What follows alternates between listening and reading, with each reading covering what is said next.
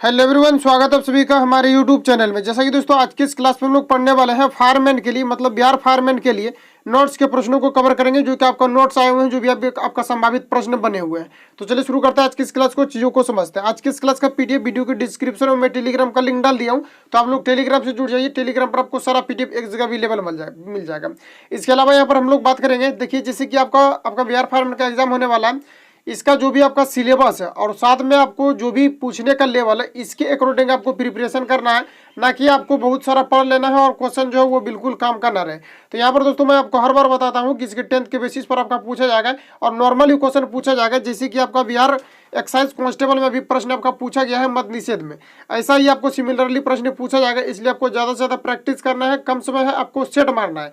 और सेट में जो भी आपका नोट्स आए हुए हैं, जो भी प्रश्नों को गैसेस किए हैं, उसमें हाईलाइटेड प्रश्न रहता है, जो कि आपका बार बार रिपीट किया हुआ रहता है, उसी को रिपीट करता है। और साथ में उसमें वही प्रश्न दिया हुआ रहता है जिसके बेसिस पर आपके पूछे जाते हैं। तो सिमिलरली हम लोग वही काम करेंगे और ज़्यादा से ज़्यादा प्रैक्टिस करेंगे। अगर आपको और एडवांस पढ़ना है तो उन सारी चीज़ों के बारे में आपको जो प्ले लिस्ट में मैंने पढ़ा दिया है, तो वहाँ पर आप लोग जाकर के पढ़ेंगे। प्ले लिस्ट में मैंने जैसे unique publication the platform series हो गया और जैसे रहमान सर का बुक हो गया, इन सभी को मैं कवर किया हूँ। बाकी आपका बचा हुआ भी है, पूरा आपका कंप्लीट नहीं हुआ, ये आपका पूरा कंप्लीट हो जाएगा। और जितना भी आपका नोट्स आए हुए हैं, इन सभी को यहाँ पर आपका कवर किया जाएगा। और मैं बार बार बोलता हूँ, जो भी पूछने का लेवल है इससे पढ़ना है, आलतू फालतू प्रश्नों को नहीं पढ़ना है। चलिए शुरू करते हैं आज की इस क्लास को और चीज़ों को समझते हैं। अगर चैनल पहली बार विजिट किया, चैनल को सब्सक्राइब करके बेल आइकन को प्रेस कर लेना, क्योंकि जब भी वीडियो अपलोड होगा तो आप तक नोटिफिकेशन पहुंचते रहेगा और बिल्कुल क्लास को आप अटेम्प्ट कर पाएंगे। तो चलिए शुरू करते हैं आज की इस क्लास को। पहला प्रश्न ये आप सभी के सामने यहाँ पर आपको देखिए, एक नंबर पूछा जा रहा है कि निम्नलिखित में से भारत के किस राज्य में विधान परिषद है, ये आपको पर पूछा जा रहा है। तो देखिए ऐसे प्रश्न आपको पूछे जाते हैं। तो यहाँ पर मैंने लिखा, सॉरी, यहाँ पर प्रश्न में जो दिया हुआ है, आपका नोट्स का प्रश्न दिया हुआ है कि निम्नलिखित में से भारत के किस राज्य में विधान परिषद, ये नहीं है, आपको पर पूछा। तो देखिए वर्तमान में अगर बात करें तो भारत में या अभी 7 राज्य में विधान परिषद जो है अस्तित्व में। यहाँ पर आपको बताना है निम्नलिखित में से भारत के किस राज्य में विधान परिषद नहीं है, तो ये आपका महाराष्ट्र हो जाएगा। ऑप्शन यहाँ पर आपका सी करेक्ट हो जाएगा। ओके, नेक्स्ट आगे बढ़ता है। अगला यहाँ पर आपको देखिए पूछा जा रहा है कि निम्नलिखित में से पवन कौन से हैं, निम्नलिखित में से हुए पवन कौन से हैं जो ऋतुओं में परिवर्तन के साथ साथ अपनी दिशा बदल लेते हैं। तो देखिए ऋतु जैसे परिवर्तन होते हैं तो ये अपनी दिशा बदल लेते हैं। तो इसमें यहाँ पर आपको बताना है कि ऐसी कौन सी पवन है, ये आपको पर पूछा जा रहा है। तो ऐसे पवन की बात करते हैं, मानसूनी पवन होते हैं, ये मानसून के अकॉर्डिंग ये अपनी दिशा बदल लेते हैं। ऑप्शन बी यहाँ पर आपका करेक्ट हो जाएगा। अगला क्वेश्चन ये आपके सामने यहाँ पर आपको पूछा जा रहा है, क्षोभ मंडल की सघनता बढ़ जाती है। तो देखिए फ्रेंड्स, बात करें कि क्षोभ मंडल की सघनता कब बढ़ जाती है, तो ये आपका जो कि आपका सर्दी के दिनों में ये आपका बढ़ जाती है।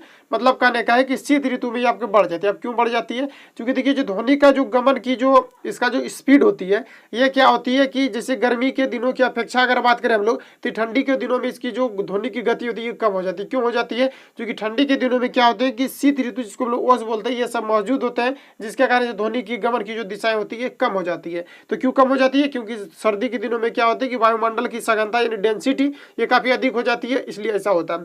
तो यहाँ पर वही कॉन्सेप्ट आपको यहाँ पर समझना चाहिए कि क्षोभ मंडल की सघनता कब बढ़ जाती है, तो ये कब बढ़ जाएगी, तो ये आपका शीत ऋतु में बढ़ जाएगी। ऑप्शन यहाँ पर आपका बी करेक्ट हो जाएगा। इसके अलावा जो मैंने आपको बताया है कि आपका जो है ये ध्वनि का जो वेग होता है ये कब बढ़ जाती है, तो याद रखना कि ये गर्मी के दिनों में बढ़ जाती है। यानी वायुमंडल जब गर्म रहेगा तो इसके ध्वनि की दिशा जो सॉरी ये आपका जो स्पीड है ये आपका बढ़ जाती है। ये भी आपको पूछा हुआ था प्रीवियस ईयर में, ध्यान से रखेंगे। इसके अलावा हम लोग बात कर ले तो देखिए जो वायु में जो ध्वनि की जो चाल होती है ये 3 × 10⁸ मीटर पर सेकेंड होती है। इसके बारे में आपको बराबर पूछा जाता है जनरली, तो ये भी आपको यहाँ पर याद रखना। Option B is the correct answer.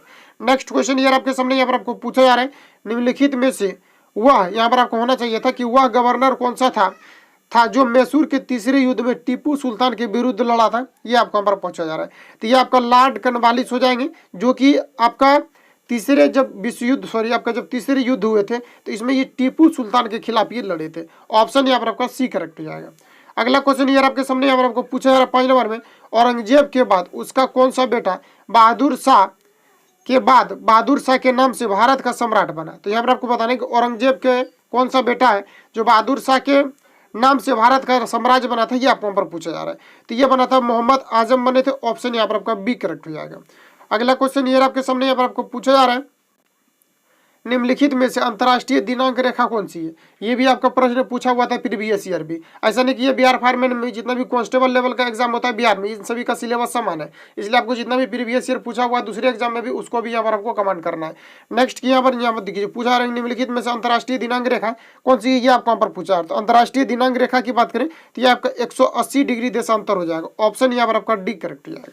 अगला क्वेश्चन ये आपके सामने यहाँ पर आपको पूछा आ रहा है, निम्नलिखित में से कौन सा अधिकार मौलिक अधिकार नहीं है, ये आपको यहाँ पर पूछा आ रहा है। तो देखिए फ्रेंड्स, अगर बात करें हम लोग सबसे पहले यहाँ पर ये कि मौलिक अधिकार के बारे में अगर पूछेगा तो इसको दो तरीका से पूछा जाता है। पहला तो पूछता है कि मूल संविधान में मौलिक अधिकारों की संख्या कितनी थी, तो ये आपका यहाँ पर 7 हो जाएगा, लेकिन वर्तमान में बात करें तो ये आपका जो है यहाँ पर आपका 6 हो जाएगा। और देखिए जो मौलिक कर्तव्य को जो जोड़ा गया था, ये जब आपका 42वां संविधान संशोधन हुआ था तो यहाँ पर जो है मौलिक कर्तव्य को जोड़ा गया था, जिसमें कि 7 मौलिक कर्तव्य को जोड़े गए थे। अगर हम लोग यहाँ पर बात करें जब आपका 44वां संविधान संशोधन हुआ था तो इसमें जो है व्यक्ति का जो संपत्ति का अधिकार है इसको हटा दिया गया है। अब क्यों हटा दिया गया, जैसे कि आप देखते होंगे कहीं कहीं रोड वगैरह पर अगर हाईवे वगैरह कुछ बनता है जहाँ पर कोयला निकल जाता है या किसी प्रकार की समस्याएं होती है तो वहां से व्यक्ति का जो संपत्ति होता है, जमीन जायदाद होता है, उसको ले लिया जाता है और उसके बदले कहीं दूसरे जगह उसको दिया जाता है। तो इसका क्या कारण है, अगर व्यक्ति का कोई अगर संपत्ति का अधिकार रहेगा तो चाहे तो वो नहीं भी दे सकता है, किसी के खिलाफ हो सकता है। तो यहाँ उसलिए संपत्ति का अधिकार को हटा दिया गया ताकि वहां से उसको दूसरे जगह एडजस्ट किया जा सके। तो ये जब 44वां संविधान संशोधन हुआ था तो इसी के अकॉर्डिंग यहाँ पर क्या है कि संपत्ति के अधिकार को हटा दिया गया है। तो यहाँ पर अगर हम लोग अगर वर्तमान में बात करें तो यहाँ पर आपका 6 हो जाएंगे, जो कि मूल संविधान में 7 है और वर्तमान की बात करें तो 6। यहाँ से प्रश्न आपका बनते ही बनते हैं, इसलिए यहाँ पर आपको इतने पॉइंट को यहाँ से आपको याद रखना है। अगर पूछेगा संपत्ति का अधिकार को कब हटा दिया गया, तो ये 44वां जब संविधान संशोधन हुआ था तो ये आपका यहाँ पर हटा दिया गया है। तो यहाँ पर बात करें निम्नलिखित में से कौन सा अधिकार मौलिक अधिकार नहीं है, ये आपको यहाँ पर पूछा है। तो संपत्ति का अधिकार क्या हो जाएगा, आपका मौलिक अधिकार नहीं हो जाएगा, तो ऑप्शन यहाँ पर आपका बी करेक्ट हो जाएगा। इसके अलावा यहाँ पर आपको याद रखना कि संविधान उपचारों का अधिकार ये भी है और भाषण तथा अभिव्यक्ति की स्वतंत्रता का अधिकार ये भी भारत में, इनमें से सभी आपको नहीं मारना है। ऑप्शन यहाँ पर आपका बी करेक्ट हो जाएगा। नेक्स्ट क्वेश्चन यहाँ पर आपको देखिए पूछा जा रहा है कि दिल्ली में पुरानी किला का निर्माण किसके शासनकाल में हुआ था, ये आपको यहाँ पर पूछा जा रहा है। तो दिल्ली में जो पुरानी किला का निर्माण हुआ था ये शेरशाह सूरी के शासनकाल में हुआ था। ऑप्शन बी यहाँ पर आपका करेक्ट हो जाएगा। ऐसे प्रश्न में क्या डिस्कस करना है, सिर्फ आपको यहाँ पर देखते चलना है। नेक्स्ट की बात करें तो धौलेश्वर नामक मंदिर का निर्माण किसने किया था, इंपोर्टेंट प्रश्न है ये भी। यहाँ पर आपको समझना चाहिए कि धौलेश्वर नामक मंदिर का जो निर्माण किया था ये किसके द्वारा किया गया था, ये आपको यहाँ पर पूछा जा रहा है। तो ये जो है विजयालय के द्वारा किया गया था। ऑप्शन यहाँ पर आपका ए करेक्ट हो जाएगा। अगला क्वेश्चन यार आपके सामने यहाँ पर आपको पूछा जा रहा है 10 नंबर में, राष्ट्रपति द्वारा लोकसभा के लिए नामित किए गए व्यक्तियों की कितनी संख्या हो सकती है। तो देखिए लोकसभा में जो राष्ट्रपति के द्वारा जो नामित किया जाता है इसमें 2 सदस्यों को नामित किया जाता है। वही राज्यसभा की बात करते हैं, राज्यसभा के बारे में आपको यहाँ पर याद रखना है। राज्यसभा में जो नामित किया जाता है इसमें 12 सदस्यों को नामित किया जाता है। अब देखिए राज्यसभा क्या होता है, ये आपका अस्थायी सदस्य होता है, जो कि लोकसभा क्या होता है, राज्यसभा आपका अस्थायी सदस्य होता है, जबकि लोकसभा की बात करें तो वो अस्थायी सदस्य होते हैं। ये आपको यहाँ पर याद रखना है। और साथ ही यहाँ पर आपको ये याद रखना चाहिए कि जैसे कि मान लेते हैं कि राज्यसभा में जो सदस्यों का यानी राज्यसभा क्या होता है, ये अस्थायी होता है, ये आपका अस्थायी होता है। और जब अस्थायी होता है तो इसमें ये पूछा जाता है कि राज्यसभा में जो कार्यकाल होता है ये कितने दिनों का होता है। तो राज्यसभा के लिए कोई कार्यकाल नहीं होता है, लेकिन यहाँ पर अगर बात करें राज्यसभा के सदस्यों का कार्यकाल कितना होता है तब आपको यहाँ पर मारना है 6 वर्ष का होता है। इसमें कंफ्यूजन होता है और ऐसा प्रश्न पूछा भी गया था प्रीवियस ईयर। इसके अलावा यहाँ पर देखिए हम लोग बात कर ले लोकसभा की, तो लोकसभा क्या होता है, इसमें अस्थायी होते हैं ये हाँ ठीक है, ये आपका अस्थायी होते हैं। लेकिन इसमें अगर बात कर लें कि लोकसभा में ये जो होते हैं अस्थायी होते हैं, लेकिन इसका कार्यकाल की बात करें तो ये आपका 5 साल का होता है। ये चीज आपको यहाँ पर याद होनी चाहिए। तो ऑप्शन की यहाँ पर बात करें तो यहाँ पर लोकसभा में कितने सदस्यों को नामित किया जाता है राष्ट्रपति के द्वारा, तो इसमें 2 सदस्यों को नामित किया जाता है। ऑप्शन बी यहाँ पर आपका करेक्ट हो जाएगा। अगला क्वेश्चन ये आपके सामने यहाँ पर आपको पूछा जा रहा है, राष्ट्रपति ने अब तक कितनी बार राष्ट्रीय आपातकाल की घोषणा की है। बिल्कुल वीवीआई क्वेश्चन है जो कि बार बार रिपीट करता है। तो यहाँ पर बात करें राष्ट्रपति ने अब तक कितनी बार राष्ट्रीय आपातकाल की घोषणा की है, ये आपको यहाँ पर पूछा है। तो अब तक हम लोग बात करें तो ये आपका जो है 3 बार अभी तक जो है ये हो चुका है आपका। तो यहाँ पर करेक्ट आंसर की बात करें तो ऑप्शन यहाँ पर आपका सी करेक्ट हो जाएगा। नेक्स्ट क्वेश्चन आगे बढ़ते हैं। अगला यहाँ पर आपको देखिए पूछा जा रहा है कि टॉल्विन का विस्फोटक निम्नलिखित में से किसके मिश्रण द्वारा बनाया जाता है। तो यहाँ पर आपको बताना है कि ट्राइनाइट्रो जो टॉल्विन है ये विस्फोटक किसके निर्माण करके किससे बनाया जाता है, किसका किसका संयोग करके, ये आपको यहाँ पर पूछा जा रहा है। तो इसमें अमोनियम नाइट्रेट को मिलाया जाता है। अक्सर आप देखते होंगे जो भी ये विस्फोटक पदार्थ रहता है, जैसे आप RDX को ले सकते हैं। RDX इसका मतलब होता है रिसर्च डेवलपमेंट या तो रिसर्च डेवलप एक्सप्लोसिव होता है, और इसमें भी इसका प्रयोग किया जाता है अमोनियम नाइट्रेट। अक्सर ऐसा आप अगर देखे होंगे तो अक्सर क्या होता है कि जो भी विस्फोटक पदार्थ रहता है इसमें क्या होता है कि अमोनियम नाइट्रेट को मिलाया जाता है। इसके अलावा यहाँ पर आपको याद रखना है कि RDX जो होता है ये क्या है, तो इसके बारे में पूछा जाता है RDX क्या है। तो याद रखना RDX एक प्रकार का विस्फोटक है जो कि पाकिस्तान वालों को लेकर के जो पुलवामा अटैक हुआ था तो उसमें RDX को ही लेकर के घुसा गया था। ऑप्शन यहाँ पर आपका बी करेक्ट हो जाएगा। ओके, नेक्स्ट क्वेश्चन आगे बढ़ता है। अगला यहाँ पर आपको देखिए पूछा जा रहा है 13 नंबर में, मानव की लाल रुधिर कणिकाओं की आयु निम्नलिखित में से कितनी हो सकती है, आपको यहाँ पर पूछा जा रहा है। तो देखिए मानव में जो जीवन काल होता है यानी कि आरबीसी जो होता है आपका रेड ब्लड सेल्स जिसको हम लोग बोलते हैं, इसका जो आयु का जो मतलब दिन होता है ये कितना दिन तक जीवित रह सकता है, तो ये आपका 120 दिन तक ये आपका जीवित रह सकता है और इसका पुनः मृत्यु भी हो जाती है और इसका जो निर्माण होता है अस्थित मंजा में होता है। ये आपको यहाँ पर याद रखना कि इसके बारे में पूछा भी जाता है, इसका निर्माण कहाँ होता है, तो इसका अस्थित मंजा में होता है और इन्हीं के कारण से जो होता है ना, मतलब जो आपका जो ब्लड में जैसे कि मान लेते कि ऑक्सीजन आता है तो ये किसके कारण से आता है, तो ये आरबीसी के कारण से ही आता है। और साथ में ये क्या होता है कि किस हर एक व्यक्ति में जो ब्लड ग्रुप अलग अलग पाए जाते हैं, ये किसके कारण से, तो ये आरबीसी के कारण से ही पाए जाते हैं। एक होता है आपका डब्ल्यूबीसी होता है, इसके बारे में भी याद रखना है, इसका मतलब होता है व्हाइट ब्लड सेल्स, इसके बारे में भी पूछा जाता है। तो व्हाइट ब्लड सेल्स क्या करता है कि किसी भी जैसे कि संक्रमण वगैरह किसी भी व्यक्ति को हो जाता है तो उससे जो लड़ने के लिए जो सहायता प्रदान करते हैं ये आपका डब्ल्यूबीसी के द्वारा ही किया जाता है। इसके अलावा यहाँ पर बात करें तो डब्ल्यूबीसी जो होता है, डब्ल्यूबीसी के अलावा एक होता है आपका प्लाज्मा। हर एक व्यक्ति में क्या होता है कि प्लाज्मा लेकर के आपका लगभग जो है 65 से आपका लगभग जो है 70% प्लाज्मा हर एक व्यक्ति में पाया जाता है। अब प्लाज्मा क्या होता है, प्लाज्मा में क्या होता है किसी प्रकार का कण नहीं पाया जाता है, जैसे कि आरबीसी डब्ल्यूबीसी में क्या होता है कि छोटे छोटे कण भी पाए जाते हैं, लेकिन प्लाज्मा में किसी प्रकार के कण नहीं पाए जाते हैं। ऑप्शन की बात करें तो ऑप्शन यहाँ पर आपका बी करेक्ट हो जाएगा। ओके, नेक्स्ट क्वेश्चन आगे बढ़ता है। अगला यहाँ पर आपको देखिए पूछा जा रहा है कि मंड से प्राप्त होता है, मंड या इसको हम लोग चीनी खोआ वगैरह बोलते हैं, तो इसका जो सूत्र होता है इसका होता है C12H22O11 इसका सूत्र होता है। इसी को जब हम लोग तोड़ते हैं तो ये आपका टूट जाता है ग्लूकोज और फ्रुक्टोज में टूट जाता है, यानी कि C6H12O6 इसका हो जाता है, C6H12O6 हो जाता है। और फिर क्या होता है आपका C6H12O6 इसका भी आपका हो जाता है ये फॉर्मूला। तो एक को हम लोग ग्लूकोज बोलते हैं, दूसरे को हम लोग फ्रुक्टोज बोलते हैं। और इसको जब पुनः तोड़ा जाता है तो इससे क्या होता है कि जब इन्वर्टेज और जाइमेज दो एंजाइम होते हैं जिसके द्वारा कि खोआ वगैरह को तोड़ा जाता है या चीनी को तोड़ा जाता है, इससे क्या होता है कि आपका एक ग्लूकोज बनता है, एक फ्रुक्टोज बनता है। इन्हीं ग्लूकोज को जब पुनः इसको अभिक्रिया कराया जाता है तब आपका बनता है एथेनॉल बनता है, सॉरी आपका मेथेन एथेन बनता है, ठीक है। एथेनॉल आपका बनता है C2H5OH बनता है। तो यहाँ पर बात करें तो मंड से प्राप्त क्या होता है, तो एथेनॉल प्राप्त होता है। ऑप्शन यहाँ पर आपका ए करेक्ट हो जाएगा, ठीक है। नेक्स्ट आगे बढ़ता है। अगला यहाँ पर आपको देखिए पूछा है 15 नंबर में एलपीजी में मुख्यतः घटक होते हैं, तो एलपीजी में क्या मुख्य कौन कौन से घटक होते हैं ये आपको यहाँ पर पूछा रहा है। इसमें आपका ब्यूटेन होते हैं, चूंकि ये कंपलसरी होते हैं। ऑप्शन यहाँ पर आपका बी करेक्ट हो जाएगा। और एलपीजी की बात करें तो एलपीजी में इसका मतलब होता है लिक्विड पेट्रोलियम गैस, और एलपीजी में एथिल मरकेप्टन मिलाया जाता है। क्यों मिलाया जाता है, क्योंकि एथिल मरकेप्टन से क्या होता है कि एलपीजी जो होते हैं ये किसी प्रकार के गंधयुक्त नहीं होते हैं, लेकिन इसमें एथिल मरकेप्टन जब मिलाया जाता है तो ये जब रिसाव होते हैं टंकी से तो हमें पता चल जाता है कि कहीं से गैस का रिसाव हो रहा है। तो जो एथिल मरकेप्टन को जो मिलाया जाता है स्पेशली इसको इसलिए मिलाया जाता है ताकि कहीं से भी गैस का अगर रिसाव हो तो ये आपका पता चल सके। दूसरी चीज यहाँ पर आपको याद रखना है सीएनजी के बारे में। सीएनजी का मतलब होता है कंप्रेस्ड नेचुरल गैस। जैसे कि कहीं पेट्रोल पंप पर तेल वगैरह भरा जाता है उसी प्रकार से इसमें क्या होता है कि सीएनजी को भरा जाता है। और इसका जो स्थापित जो किया गया है सीएनजी के लिए जो पंप को स्थापित किया गया दिल्ली में सर्वप्रथम स्थापित किया गया है, जो कि अभी भी कार्यरत है। तो करेक्ट आंसर की बात करें तो ऑप्शन यहाँ पर आपका बी करेक्ट होगा। ये सब लेटेस्ट चीज है जो कि दिल्ली में स्थापित किया गया है, इसके बारे में अगर पूछेगा तो बिल्कुल आपको अटेम्प्ट करना है। नेक्स्ट क्वेश्चन आगे बढ़ता है। अगला यहाँ पर आपको देखिए पूछा जा रहा है 16 नंबर है पोलियो का विषाणु वायरस शरीर में किस प्रकार प्रवेश करता है ये आपको यहाँ पर पूछा रहा है। तो पोलियो जो होता है सबसे पहले ये याद रखना है आपको कि पोलियो जो होता है ये वायरस के कारण से होता है, ये आपको यहाँ पर पॉइंट याद रखना है। और दूसरी चीज जो पोलियो होता है ये क्या होता है कि जैसे कि पीठ का जो रीढ़ हड्डी वगैरह होते हैं इसमें ये पोलियो अक्सर जो है हो जाता है, नस वगैरह इससे क्या होता है कि खींचा जाता है। तो यहाँ पर बात करें कि जो पोलियो का विषाणु जो वायरस होता है शरीर में किस प्रकार प्रवेश करता है ये आपको यहाँ पर पूछा जा रहा है। तो ये जो क्या होता है कि दूषित खाद्य और पानी के कारण से ये प्रवेश करते हैं। ऑप्शन यहाँ पर आपका सी करेक्ट हो जाएगा।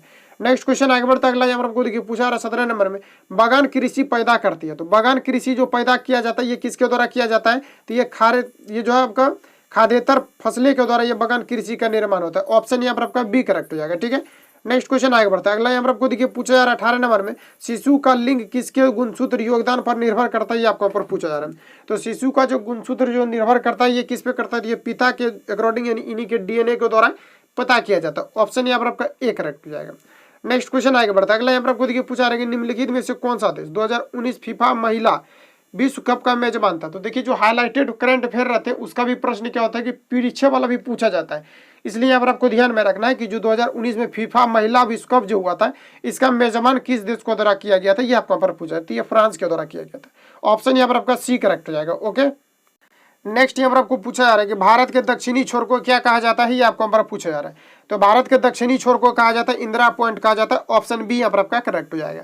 नेक्स्ट क्वेश्चन आगे बढ़ता है। अगला हम लोग को पूछा रहा है अपेक्षिक आर्द्रता को किस रूप में व्यक्त किया जाता है। तो अपेक्षिक आर्द्रता की बात करें तो इसको जो व्यक्त किया जाता है परसेंटेज के रूप में इसको व्यक्त किया जाता है। ऑप्शन यहाँ पर आपका सी करेक्ट हो जाएगा। नेक्स्ट क्वेश्चन आगे बढ़ता है। अगला यहाँ पर आपको देखिए पूछा जा रहा है एक्स किरणें किस प्रकार की तरंगे होती है। तो एक्स किरण की बात करें तो ये जो आपका विद्युत चुंबकीय तरंग होती है। ऑप्शन यहाँ पर आपका सी करेक्ट हो जाएगा। नेक्स्ट क्वेश्चन आगे बढ़ता है। अगला यहाँ पर आपको पूछा जा रहा है अधातु जो कि तरल अवस्था में पाई जाती है। तो फ्रेंड्स यहाँ पर आपको याद रखना है कि अधातु के बारे में अगर पूछेगा तो ब्रोमीन एकमात्र अधातु होता है जो कि आपका द्रव अवस्था में पाया जाता है। ये आपको यहाँ पर याद रखना है। वही हम लोग अगर ये बात करने की कौन सा ऐसा धातु है जो कि द्रव अवस्था में पाए जाते हैं तो ये आपका मरकरी हो जाएगा। इसके अलावा बात करो तो ये आपका गैलियम, गैलियम भी जो होता है ये क्या होता है कि एकमात्र धातु है जो कि आपका द्रव अवस्था में पाया जाता है। लेकिन ब्रोमीन के बारे में बात करें तो एकमात्र आपका ब्रोमीन है जो कि अधातु है, लेकिन ये कमरे के ताप पर द्रव अवस्था में पाया जाता है। कमरे का ताप कहने का मतलब है कि नॉर्मल टेम्परेचर जो होता है उसमें क्या होता है कि द्रव अवस्था में आपका पाया जाता है। तो ऑप्शन की बात करें तो यहाँ पर आपका ब्रोमीन हो जाएगा। ऑप्शन ए यहाँ पर आपका करेक्ट हो जाएगा। नेक्स्ट क्वेश्चन यहाँ पर आपको पूछा जा रहा है कि निम्नलिखित में से किस वस्तु की मांग लोचदार होती है। तो लोचदार की बात करें कि किस वस्तु की होती है आपका विद्युत हो जाएगा। इसकी जो मांग होती है लोचदार होती है। ऑप्शन ए यहाँ पर आपका करेक्ट हो जाएगा। नेक्स्ट क्वेश्चन आगे बढ़ते हैं। बाजार नियम किसने प्रस्तुत किया था, ये आपको यहाँ पर पूछा था। ये आपका इकोनॉमिक्स प्रश्न है। तो बाजार नियम की बात करें तो ये JB से के द्वारा किया गया। तो ऑप्शन यहाँ पर आपका बी करेक्ट हो जाएगा। नेक्स्ट क्वेश्चन आगे बढ़ता है। अगला यहाँ पर आपको देखिए पूछा जा रहा है विजय केलकर समिति रिपोर्ट संबंधित है। तो बताइए कि विजय केलकर जो समिति रिपोर्ट है ये किससे आपका संबंधित है। तो ये आपका कर सुधार से संबंधित है। ऑप्शन यहाँ पर आपका डी करेक्ट हो जाएगा।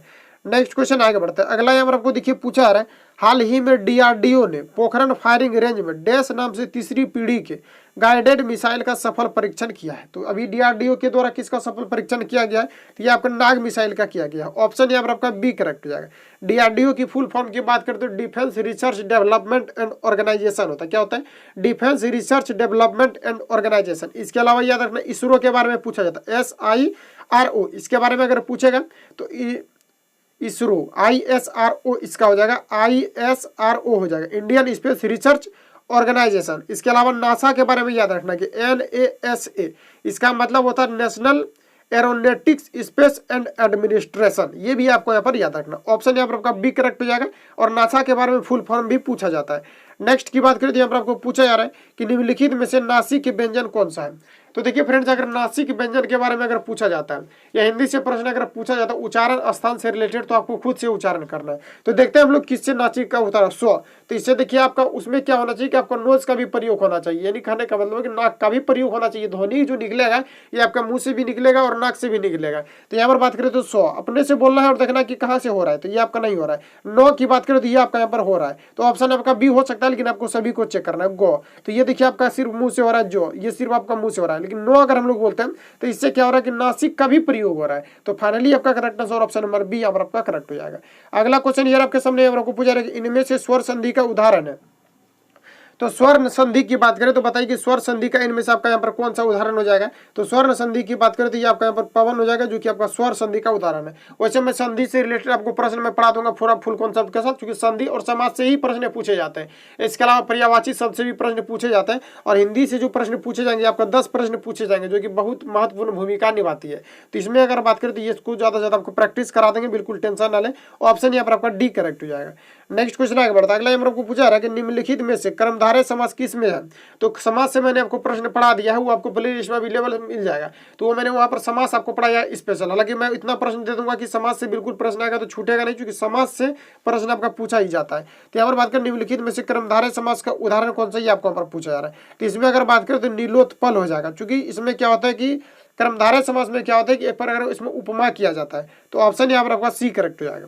नेक्स्ट क्वेश्चन आगे बढ़ता है। अगला यहाँ पर आपको पूछा जा रहा है कि सूर्य शब्द का स्त्रीलिंग क्या होगा, ये आपको यहाँ पर पूछा जा रहा है। तो सूर्य शब्द की बात करें तो ये आपका सूर्या हो जाएगा, यही इसका स्त्रीलिंग होता है। ऑप्शन यहाँ पर आपका बी करेक्ट हो जाएगा। नेक्स्ट क्वेश्चन आगे बढ़ता है। अगला यहाँ पर आपको देखिए पूछा जा रहा है कि अनिल पर्यायवाची शब्द। तो अनिल की बात करें कि जो अनिल शब्द होते हैं ये किसका पर्यायवाची शब्द होते हैं, ये आपको पर पूछा जा रहा है। तो ये आपका पवन हो जाएगा, और इन्हीं का जो पर्यायवाची शब्द होता है ये आपका अनिल होता है। ऑप्शन सी यहाँ पर आपका करेक्ट हो जाएगा। नेक्स्ट क्वेश्चन आगे बढ़ता है। अगला यहाँ पर आपको पूछा जा रहा है कि अस्थावर का विलोम शब्द है। तो अस्थावर का विलोम क्या है, ये आपको यहाँ पर पूछा जा रहा है। तो इसका मतलब हो जाएगा आपका जंगम। ऑप्शन डी यहाँ पर आपका करेक्ट हो जाएगा। अगला क्वेश्चन गमन का विलोम क्या है। तो गमन का मतलब कोई चीज गमन कर रहा है, तो गमन का आपको यहाँ पर विलोम छाटना मतलब अपोजिट। तो अपोजिट बताइए इसका क्या हो जाएगा, आगमन हो जाएगा। गमन मतलब जो है ना, आगमन मतलब आना हो गया अपोजिट। ऑप्शन यहाँ पर आपका सी करेक्ट हो जाएगा।